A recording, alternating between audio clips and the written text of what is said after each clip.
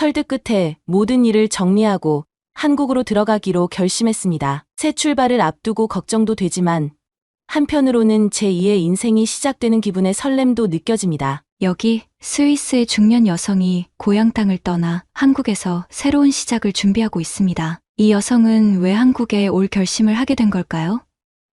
이야기 시작하기 전에 채널을 구독하고 좋아요를 눌러주시면 더 많은 감동적인 이야기를 빠르게 만나보실 수 있습니다. 여러분의 응원이 저에게 큰 힘이 됩니다. 그럼 지금 바로 시작해볼까요? 안녕하세요.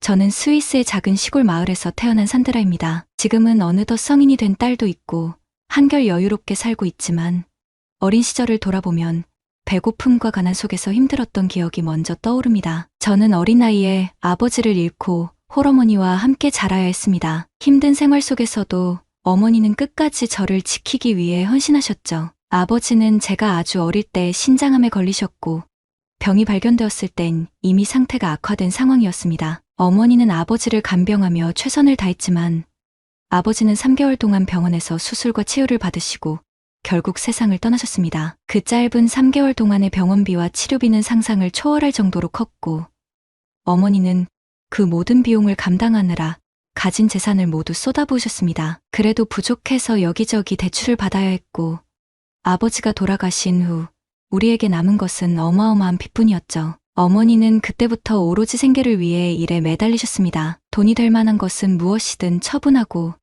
새벽부터 밤까지 하루도 쉬지 않고 일을 하셨어요. 지금 돌이켜보면 어머니가 제대로 주무셨을까 싶을 정도로 언제나 피곤한 모습이었습니다. 아버지를 잃은 슬픔을 누를 새도 없이 빚을 갚기 위해 모든 걸 포기하고 희생하신 어머니를 보면서 저는 자연스럽게 일찍 철이 들었습니다. 저도 빨리 커서 돈을 벌어 어머니를 돕고 싶다는 생각뿐이었죠. 한 번은 어머니가 평소보다 늦게 집에 돌아오신 적이 있었어요. 평소에는 술을 거의 안 드시던 분이신데 그날은 약간 술 냄새가 났습니다. 어머니는 저를 곁에 앉히고 제 머리를 부드럽게 쓰다듬으며 너라도 이렇게 잘 자라줘서 고맙다고 말씀하셨어요. 그러면서 내가 철없이 뛰어놀고 엄마 속도 좀 썩이고 그래야 하는데 애어른처럼 다 커버린 모습을 보면 가슴이 아플 때가 있다고 하셨죠. 그 말을 하시며 어머니는 눈물을 쏟아내셨고 저도 그런 어머니의 모습에 눈물이 났습니다. 서로를 꼭 끌어안고 흘렸던 그날의 눈물이 아직도 선명하게 기억에 남아 있어요. 그날 이후 저는 더 열심히 살아야겠다는 다짐을 했습니다. 그렇게 마음을 다잡고 공부에 매진해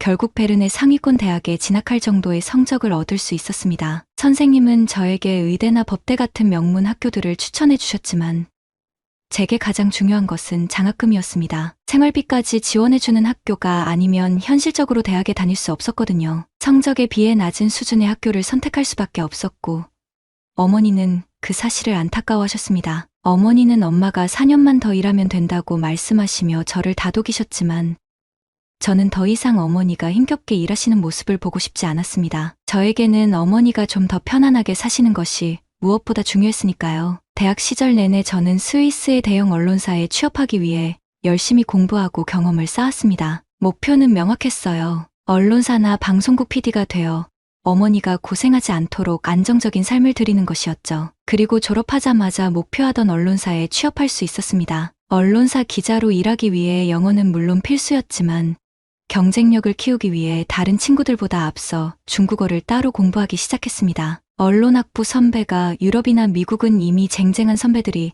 다 취재를 갈 테니 아시아 쪽을 자원해서 가면 승진에도 유리할 거다라고 조언해 주었거든요. 그때 중국어를 택한 이유는 아시아에서 가장 주목받고 성장 가능성이 큰 나라가 중국이었기 때문입니다. 내심 중국 시장이 언젠가는 유럽보다 더 커질 거라는 기대도 있었고요. 선배들도 아시아 언어를 배운다면 다른 나라 말은 고민할 필요 없다. 무조건 중국어를 선택해야 한다고 조언했습니다. 당시 한국은 개발도상국 수준에 불과해 크게 주목받지 못했고 사실상 고려 대상에서 제외된 나라였어요. 이렇게 목표를 정하고 열심히 중국어를 공부한 덕분에 입사 후 동기들 중에서도 좋은 평가를 받을 수 있었습니다. 중요한 자리에서도 두각을 나타내며 일할 기회도 자주 주어졌고 점차 사내에서 인정받는 기자로 성장해 나가고 있었죠. 그러던 어느 날 제 인생을 크게 바꾸게 될 제안을 하나 받게 되었습니다. 당시 회사에서는 한국에 파견 기자를 보낼 계획이 있었는데 그 시점의 한국은 이제 막 경제 성장을 시작하는 나라였고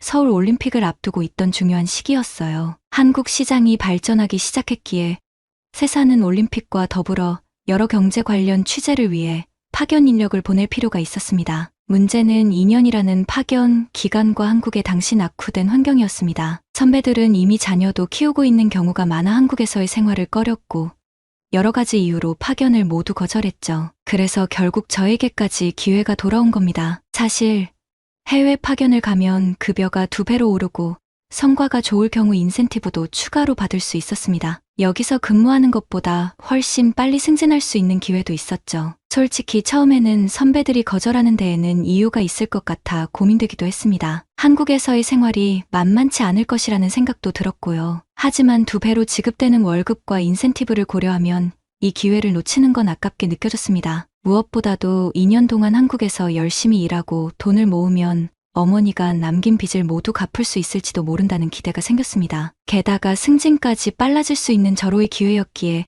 사실상 제게는 선택지가 없었죠. 한국 파견을 결정하고 나서는 출국 준비와 함께 급하게 한국어 공부를 시작했습니다. 당시에는 한국어를 가르쳐주는 곳을 찾기가 정말 어려웠습니다. 그래서 결국 한국 유학생을 찾아 수소문해 가며 기본적인 한국어 회화와 생활 표현들을 배웠어요. 하지만 준비 시간이 촉박했기 때문에 간단한 생활 표현 정도만 겨우 익힐 수 있었습니다. 한국에 도착하자마자 저는 주거지를 정해야 했습니다. 회사에서 좋은 아파트에 거주할 수 있을 정도의 충분한 지원금을 제공해 주었지만 빚을 빨리 갚고 싶은 마음에 비용을 절감할 수 있는 방법을 찾고 있었죠. 우연히 부동산 사장님을 통해 주인집에 새들어 살 수 있는 방법을 알게 되었고 비용을 절약할 수 있는 형태로 살기로 결심했습니다. 제가 구한 집은 작은 마당이 있는 주택이었는데 주인집의 반지하 방에는 다른 사람이 살고 있었습니다. 하지만 그 사람은 너무 바빠서 거의 얼굴을 마주칠 일이 없을 거라는 이야기를 들었어요. 한국에 처음 왔을 때는 모든 것이 낯설고 어색했습니다. 문화도 다르고 업무 방식도 달라 적응하기가 쉽지 않았고 새로운 환경 속에서 빠르게 한국어까지 배워야 한다는 부담감이 컸습니다. 힘든 시간들이 많았지만 다행히 주인집 식구들이 저를 친절하게 챙겨주셔서 마음의 위로가 됐습니다. 시간이 맞을 때면 저녁 식사에 저를 불러주셨고 한국 생활에 필요한 여러 가지 것들을 세심하게 챙겨주셨죠. 계약으로 맺어진 집주인과 세입자 관계일 뿐인데도 가족처럼 따뜻하게 대해주시는 모습이 너무나 감사했습니다. 그래서 저도 고마운 마음에 주인집 딸 민지에게 영어를 가르쳐주기 시작했습니다. 민지는 아직 어린 학생이었는데 열심히 배우려는 모습이 보기 좋았어요. 어느 날 밤 야근을 마치고 집으로 돌아가는데 이상하게도 누군가가 뒤따라오는 느낌이 들었습니다. 그동안 한국에서 생활하면서 한 번도 위험을 느낀 적이 없었는데 그날은 왠지 등골이 오싹했어요. 뒤를 살짝 보니 덩치 큰 남자가 계속 저를 따라오는 것 같아 무척 무서웠습니다. 큰 길에서 집 골목으로 들어가는 순간 그는 계속 따라왔고 저는 긴장된 마음에 더 빨리 걸었습니다. 다행히 길 모퉁이에 슈퍼가 환하게 불을 밝히고 있어서 그쪽으로 향해 안심하며 서툰 한국어로 왜 자꾸 따라오시는 거예요? 하고 소리쳤습니다. 그러자 그 남자는 깜짝 놀란 표정으로 당황하며 말했어요. 빠른 걸음으로 지나가려 했는데 더 빨리 걸으셔서 저도 놀랐어요. 저도 같은 방향으로 가던 중이었어요. 그가 무슨 말을 하는지 잘 이해가 되지 않자 영어로 한 번 더 친절하게 설명해 주더라고요. 그때까지 저는 이 동네에서 한 달 정도 살면서 이웃들과 인사도 나누고 자주 얼굴을 익혔는데 그 사람은 처음 보는 얼굴이라 어디 사는지 궁금했습니다. 알고 보니 우리 주인집 반지하 방에 사는 사람이었어요. 그제야 저는 당황하며 미안하다고 사과했고 이제야 처음 본다며 민망해하자 그는 웃으며 저는 병원에서 인턴으로 일하는 의사라서 집에 거의 없어요. 주말에도 병원에 있는 경우가 많거든요. 라며 이해해달라고 했습니다. 제가 겁에 질린 모습을 보고 오히려 그가 미안하다며 친절하게 말을 이어가는데 저도 그제야 마음이 놓였습니다. 다음날 민지에게 영어를 가르쳐주며 어제 만났던 그 아래층 남자에 대해 이야기를 꺼냈습니다. 민지는 그 오빠가 바빠서 얼굴 보기 어렵다며 지방에서 올라온 공부 잘하는 의사 선생님이라고 했습니다. 그때 주인 아주머니께서도 지나가다 이야기를 들으셨는지 그 총각 키도 크고 잘생겼고 공부도 잘해서 참 좋은데 민지가 아직 어려서 사위 삼기엔 아까워라며 농담을 하시며 웃으셨어요. 생각해보니 그 남자는 키도 크고 인상도 좋았던 것 같았어요. 하지만 그는 너무 바빴는지 그 후로도 얼굴을 마주칠 일이 거의 없었습니다. 그렇게 한국 생활에 조금씩 적응해가던 어느 날 스위스에서 엄마에게서 전화가 걸려왔습니다. 엄마가 집에서 넘어져 크게 다치셨다는 소식이었어요. 다행히 지금은 많이 회복되셨다며 걱정하지 말라고 하셨지만 그 소식을 들으니 마음이 무너졌습니다. 당장이라도 스위스로 달려가 엄마 곁에 있고 싶었지만 회사와의 계약 때문에 그럴 수 없다는 생각에 눈물이 났습니다. 엄마는 제가 걱정할까봐 일부러 아픈 후에도 바로 연락을 주지 않으셨고 어느 정도 나아졌을 때 전화하셨던 겁니다. 이제 많이 나아졌으니 걱정 말고 열심히 일하라고 격려해 주셨지만 다친 엄마를 떠올리니 마음이 아팠습니다. 엄마와 더 나은 삶을 위해 먼 한국 땅까지 와서 열심히 일하고 있었지만 정작 엄마가 아프실 때 곁에 있어드리지 못한다는 생각에 너무나 슬펐습니다. 그날은 온종일 일이 손에 잡히지 않아 겨우겨우 일을 마무리할 수 있었고 밤이 되어서야 퇴근했습니다. 엄마 생각에 하루 종일 눈물이 멈추지 않아 두 눈이 붉게 부었습니다. 그렇게 마음이 가라앉지 않은 채 집으로 돌아가는 길, 슈퍼 앞에서 그 남자를 우연히 마주쳤습니다. 그는 저의 눈물 젖은 얼굴을 보았는지 아이스크림 하나 먹으려는데 같이 드실래요? 라며 다가왔어요. 그냥 지나칠까 했지만 외롭고 슬픈 마음에 무심코 슈퍼 앞 평상에 앉았습니다. 그 남자는 아직 통성명도 하지 않았다며 이름이 윤수연이라고 소개해 주었습니다. 그런데도 그는 제게 아무 질문도 하지 않았어요. 왜 우는지 무슨 일이 있는지 물을 법도 했는데 그저 조용히 제 옆에 앉아 있는 그 모습이 오히려 마음의 위로가 되었습니다. 잠시 후 수연 씨가 혹시 노래 듣는 거 좋아하세요? 라며 이어폰 한쪽을 건넸습니다. 저는 조용히 이어폰을 받아들고 음악을 들었어요. 한국어를 잘 알지 못해 가사 전체는 이해할 수 없었지만 그날 하루 종일 쌓여있던 마음속 슬픔을 녹여주는 듯한 멜로디와 가사는 깊은 위로가 되었습니다. 수연 씨는 윤도현이라는 가수예요. 제가 정말 좋아하는 밴드인데 이 노래는 가을 우체국 앞에서라는 곡이에요라고 알려줬습니다. 그의 따뜻한 배려와 잔잔한 노래 덕분에 무거웠던 마음이 한결 가벼워졌습니다. 그러고는 바빠서 노래를 자주 듣지는 못하지만 필요하면 며칠 동안 듣다가 돌려주셔도 괜찮아요 라며 플레이어를 건네줬습니다. 저는 그가 건네준 플레이어에 담긴 윤도현의 노래를 들으며 슬픔과 외로움을 달랠 수 있었습니다. 수연 씨의 따뜻한 마음이 고마워 저도 그에게 무언가 선물을 해주고 싶었지만 그가 무엇을 좋아하는지 몰라 고민이 되었습니다. 물어보고 싶었지만 그와 마주칠 기회가 잘 없어서 답답했죠. 그러다 문득 우리는 늘 비슷한 시간에 슈퍼 앞에서 우연히 마주치곤 했다는 걸 떠올렸습니다. 그래서 저도 퇴근 후 일이 없더라도 일부러 슈퍼 앞에서 조금 더 머물렀습니다. 그렇게 세 번째 날이 되어서야 수연 씨를 다시 만날 수 있었어요. 그에게 플레이어를 돌려주며 노래 잘 들었어요. 저도 선물 하나 드리고 싶은데 뭘 좋아하는지 몰라서요 라고 말했습니다. 그러자 수연 씨는 웃으며 저는 먹는 걸 제일 좋아해요. 이번 주말에 마침 휴일이라 시간이 좀 있을 것 같은데 맛있는 거 사주시면 좋겠어요 라고 했습니다. 저는 그 정도야 어렵지 않다며 흔쾌히 약속을 잡았습니다. 수연 씨는 혹시 춘천 가본 적 있으세요? 라며 춘천에 가보자고 했어요. 저는 서울에서 집과 회사만 오가는 단조로운 생활을 하고 있었기에 그 제안에 무척 설렜습니다. 마침 주말이 되어 우리는 함께 춘천으로 향했습니다. 수연 씨가 데려간 곳은 춘천의 공지천이라는 아름다운 호수였고 물 위에는 하얀 오리 모양의 배들이 둥둥 떠 있었습니다. 그는 저게 오리배예요. 한번 타보실래요?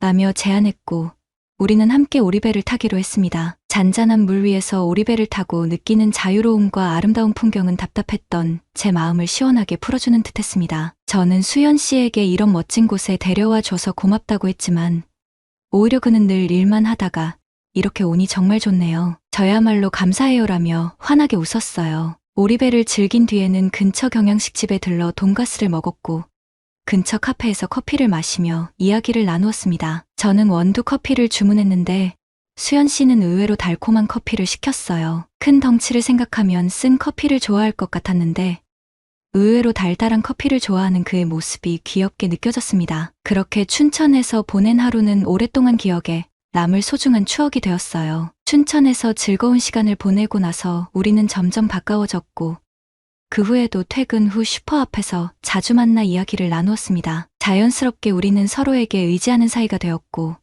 어느 순간 연인으로 발전하게 되었습니다. 서로 바빴지만 짬짬이 시간을 내어 여기저기 데이트도 하며 연인으로서의 사랑을 키워나갔습니다. 주말에는 공원이나 한적한 카페에서 시간을 보내고 한강변을 걸으며 미래에 대한 이야기도 나누었어요. 그와 함께 있는 시간이 즐겁고 행복해 파견 기간이 다가오고 있다는 사실을 잊고 싶었지만 결국 파견 연장의 끝이 가까워지고 있었습니다. 그러던 어느 날 수연 씨가 어머님께 우리의 관계를 말씀드리겠다며 앞으로의 계획을 진지하게 고민해 보자고 했어요. 한국에 남아있지 않고는 장기적인 관계를 유지하기 어려운 상황이었으니 수연 씨도 저와의 관계에 대해 현실적인 결정을 해야 한다고 느꼈던 것 같았습니다. 그는 어머님을 만나러 지방으로 내려가기로 했고 저도 그의 결정을 기다리기로 했습니다. 속으로는 무척 걱정이 되었습니다. 당시 한국에서는 한국인이 외국인과 연애를 하는 경우가 드물었고 과연 수연 씨의 어머님이 저를 받아들여 주실지 의문이었거든요. 만약 어머님이 허락해 주신다 해도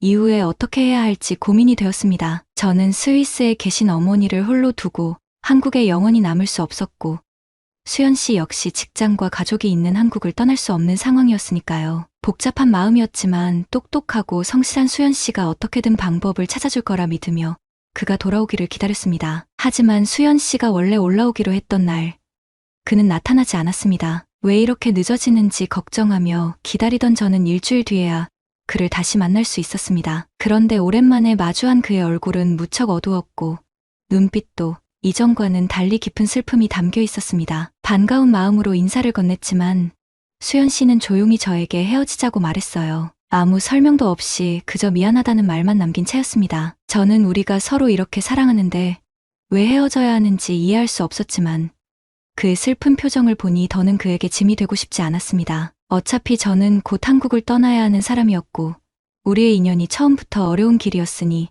이별도 어쩌면 예정된 운명일지도 모른다는 생각이 들었습니다. 결국 저는 본사에 한 달 일찍 귀국할 것을 요청하고 수연 씨와 작별 인사도 제대로 나누지 못한 채 한국을 떠나야 했습니다. 스위스로 돌아온 후 저는 수연 씨를 잊기 위해 더욱 바쁘게 일에 몰두했습니다. 회사에서는 승진이 걸려 있었고 어머니와 더 나은 삶을 위한 준비를 위해 일하는 것이 필요했지만 무엇보다도 수연 씨와의 추억을 지우기 위해 매일 밤낮 없이 일에 매달렸습니다. 어머니는 늘 제 모습을 지켜보시며 빚도 다 갚았는데 너무 무리하지 말아라라며 걱정해 주셨지만 저는 마음이 허전한 탓에 멈추기 어려웠습니다. 그러던 어느 날 과로 탓인지 몸이 이상하다는 느낌이 들기 시작했습니다. 체온이 높고 감기 기운도 있어 보였으며 속도 메스꺼웠습니다. 너무 무리해서 피로가 쌓였나 싶어 잠시 쉬면 괜찮아질 거라 생각했지만 몸은 점점 더 안 좋아졌습니다. 저희 상태를 지켜보던 동료가 그러다 쓰러지겠어요. 오늘은 꼭 병원에 가보세요라며 강력하게 권유했죠. 더 이상 방치할 수 없겠다 싶어 병원을 찾았습니다. 병원에서 의사 선생님은 간단한 검사를 하더니 저를 산부인과로 보내겠다고 했습니다. 순간 깜짝 놀라서 혹시 제 몸에 큰 문제가 생긴 것은 아닌지 물었어요. 의사 선생님은 임신 가능성이 있으니 산부인과에 가보세요라고 조언했습니다. 불안한 마음으로 산부인과에 가서 검진을 받았고 저는 그곳에서 믿기 힘든 사실을 듣게 되었습니다. 의사는 제가 이미 임신 8주째에 접어들었다고 알려주었습니다. 충격과 혼란이 밀려왔습니다. 몸이 저에게 신호를 보냈던 이유는 과로로 인한 피로 때문이 아니라 뱃속에 새로운 생명이 있다는 것을 알리는 것이었던 겁니다. 의사는 초기엔 특히 위험할 수 있으니 꼭 안정을 취해야 한다고 당부했어요. 임신 사실을 알게 된 것도 충격이었지만 그 사실을 몰랐다는 것이 더욱 놀라웠습니다. 생리가 없었던 것도 시차 적응과 피로 때문이라며 넘겨왔던 터라 제가 임신했으리라는 생각은 하지도 못했죠. 아이가 태어나고 나서 한동안 저는 이 아이를 혼자서 잘 키울 수 있을지 그리고 아빠 없이 자랄 아이의 마음에 상처가 되진 않을지 걱정이 많았습니다. 어린 시절 제 자신을 돌이켜보면 아빠의 빈자리를 느낀 적이 많았기 때문에 같은 감정을 제 아이에게 주고 싶지 않았습니다. 하지만 저도 아빠 없이 자랐어도 엄마의 깊은 사랑 덕분에 행복한 유년 시절을 보낼 수 있었어요. 게다가 어린 시절 가난과 빚으로 힘들었던 저희 집안과는 달리 이제는 저도 안정적인 직장과 커리어가 있었고 아이 하나는 충분히 키울 수 있을 만큼 경제적인 여유도 생겼습니다. 결국 어머니와 많은 대화를 나누며 이 아이를 낳아 키우기로 마음을 굳혔습니다. 처음에 임신 소식을 들은 어머니도 충격을 받으셨지만 생명을 쉽게 지울 수는 없지 않겠니? 라며 끝내 제 결정을 존중해 주셨고 만약 아이를 낳게 되면 모든 것을 도와주겠다며 따뜻하게 안심시켜 주셨습니다. 오랜 고민 끝에 낳은 제 딸은 정말 씩씩하고 건강하게 자라주었습니다. 어머니의 도움 덕분에 저는 일과 육아를 병행할 수 있었고 딸과 함께 지내며 모녀만의 특별한 일상과 추억을 만들어갔죠. 딸이 자라면서 가끔 아빠에 대해 궁금해하기도 했지만 저는 그가 한국 사람이라는 것 외에는 설명할 수가 없었습니다. 시간이 지날수록 딸의 얼굴에서는 점점 수연 씨의 모습이 보였고 그의 존재를 잊고 싶었지만 그리움은 날이 갈수록 깊어져만 갔습니다. 문득문득 그때 왜 수연 씨가 이별을 고했을 때 제대로 이유를 묻지 않았을까 후회도 되었지만 이미 30년이라는 세월이 흘렀고 이제는 다시는 만날 수 없는 사람이라는 걸 알기에 그저 마음속 깊이 묻어두기로 했습니다. 아마 그는 이제 저를 잊고 행복하게 잘 살고 있을 거라고 스스로 위안하며 하루하루를 보냈습니다. 그러던 어느 날 딸의 방에서 흘러나오는 음악 소리에 깜짝 놀랐습니다. 그 곡은 다름 아닌 윤도현의 노래였어요. 수연 씨와 저를 이어줬던 그 노래가 어찌나 반가우면서도 동시에 마음이 아팠는지 모릅니다. 저는 그 노래를 차마 들을 수 없어서 딸의 방 문을 열고 물었습니다. 이 노래를 어떻게 알게 됐니? 그러자 딸은 얼마 전 유튜브에서 우연히 듣게 되었는데 노래가 너무 좋았다며 그 이후로 자주 듣고 있다고 말했습니다. 오랜만에 듣는 윤도현의 노래에 저도 모르게 눈물이 쏟아졌습니다. 그 노래를 들으니 한국에서의 시절과 수연 씨와의 추억이 생생히 떠올라 더욱 그리움이 밀려왔습니다. 딸은 당황하며 제 눈물을 닦아주었고 조용히 저를 달래주었습니다. 그러다 불쑥 딸이 조심스럽게 말을 꺼냈어요. 엄마가 괜찮다면 한국에 한번 가보고 싶어요. 그 말에 저는 잠시 놀랐습니다. 딸은 한동안 주저하다가 엄마를 혼자 두고 떠나버린 아빠에 대해 섭섭한 마음이 없진 않지만 그래도 내 한쪽 뿌리가 한국에 있잖아요. 어떤 나라인지 너무 궁금해요라고 말했습니다. 그리고 지금까지 이 이야기를 하지 않은 건 엄마가 원치 않을 것 같아서였다고 덧붙였죠. 엄마, 혹시 아빠가 그립고 보고 싶은 거예요? 라고 묻는 딸의 질문에 저는 애써 웃으며 고개를 저었습니다. 그런 게 아니란다. 그냥 그때의 젊었던 엄마의 모습과 아름다웠던 시절이 떠올라서 눈물이 났을 뿐이야. 딸의 말을 듣고 있자니 그녀의 마음을 이해할 수 있었습니다. 딸에게는 분명 한국인의 피가 흐르고 있었고 자신의 뿌리에 대해 궁금해하는 건 당연한 일이었습니다. 결국 저는 한국으로의 여행을 계획하기로 했고 이 소식을 민지에게 이메일로 전했습니다. 한국에서 영어 과외를 받았던 민지와는 그 후로도 종종 연락을 주고받았고 민지는 혼자서 스위스에 2번이나 놀러 왔었습니다. 한국에서 제가 힘들 때 민지와 그의 가족은 진정한 가족처럼 저를 따뜻하게 보살펴준 사람들이었죠. 스위스에 왔을 때도 제가 직접 가이드가 되어 민지와 가족들에게 스위스의 여러 곳을 보여주며 고마움을 전했습니다. 민지 가족들과의 인연은 지금까지 이어지고 있었고 이번 한국 방문을 이야기하자 민지는 깜짝 놀라며 반가워했습니다. 한국에 오는 게 얼마만이에요? 만반의 준비를 해놓고 공항에도 나가 있을 테니 비행 날짜 꼭 알려주세요. 그리고는 제 마음이 괜찮은지 물어봤습니다. 저는 30년이나 지났으니 더 이상 속상해할 일이 없다고 대답하며 딸이 한국을 궁금해해서 오게 되었다고 했습니다. 그렇게 설레는 마음으로 30년 만에 한국행 비행기에 올랐습니다. 딸이 없었더라면 아마 다시는 한국에 올 일은 없었을 테니 감회가 남달랐습니다. 한국은 정말 많이 변해 있었습니다. 제가 처음 한국에 왔을 때는 파견 근무를 꺼릴 만큼 발전이 더딘 상태였지만 이제는 신입사원들끼리 서로 한국 파견을 가겠다고 할 정도라니 이 나라의 변화가 참 대단하다고 느껴졌습니다. 민지는 입국장에서 저희를 기다리고 있었고 딸과는 여러 번 만나본 사이여서 셋이 함께 여행하는데도 어색함이 없었어요. 민지는 스위스에 올 때마다 제가 방을 내어주었던 걸 기억하며 이번에는 서울에서 자기 집에서 지내라고 하며 흔쾌히 방을 내주었어요. 저는 옛날에 민지네 집 근처에서 새들어 살던 시절 같다고 하며 웃었죠. 민지가 옛 추억을 떠올리며 그때 집 근처에 있던 국수집 기억나세요? 그 국수집이 몇 년 전부터 엄청 커진 거 아세요? 라고 묻더라고요. 그곳은 민지네 가족과 함께 주말에 자주 갔던 맛집이었기에 저도 오랜만에 그곳에 가보고 싶었습니다. 셋이 함께 그 국수집으로 갔고 그곳의 맛은 여전히 예전 그대로였어요. 주인이셨던 아줌마는 세월이 흘러 많이 연로해 보이셨지만 저를 보자마자 반갑게 알아보시며 동네에 하나뿐이던 스위스 아가씨가 어떻게 지냈어? 라며 두 손을 꼭 잡아주셨습니다. 오랜만이에요. 잘 지냈어요?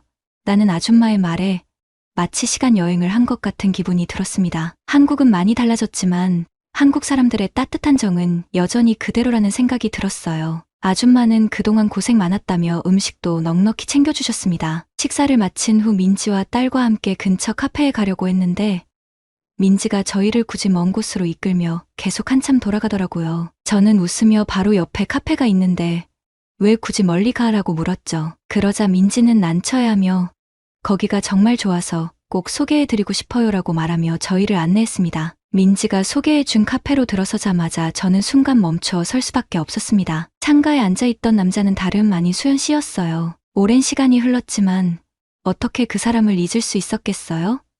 수연 씨도 제가 들어서는 걸 보고 바로 자리에서 일어났습니다. 수연 씨를 보자마자 놀라서 민지를 바라보니 민지는 미안하다는 표정으로 자초지종을 설명했습니다. 1년 전 수연 씨가 민지를 수소문해 저와의 연락처를 물었다고 했어요. 민지는 처음에는 그가 간절히 요청해도 제가 잘 살고 있다며 연락처를 알려주지 않았지만 이번에 제가 한국에 온다는 소식을 들은 후에야 그 자리를 마련했다고 했습니다. 그러면서 딸이 워낙 아빠를 보고 싶어 했잖아라고 덧붙였습니다. 이어 민지는 딸에게 엄마가 시간이 좀 필요할 것 같다며 두 사람을 위해 자리를 비워주자고 했고 딸도 상황을 눈치챘는지 말없이 민지를 따라 나갔습니다. 수연 씨는 미안하다는 말로 이야기를 시작했습니다. 오랜만에 본 그의 얼굴은 많이 헬스케져 있었습니다. 그때 왜 나를 떠났는지 이유라도 말해주지 그랬어? 라고 묻는 제 말에 수연 씨는 조용히 그 시절 이야기를 꺼냈습니다. 그는 지방에서 홀어머니 밑에서 자라며 어머니의 뒷바라지 덕에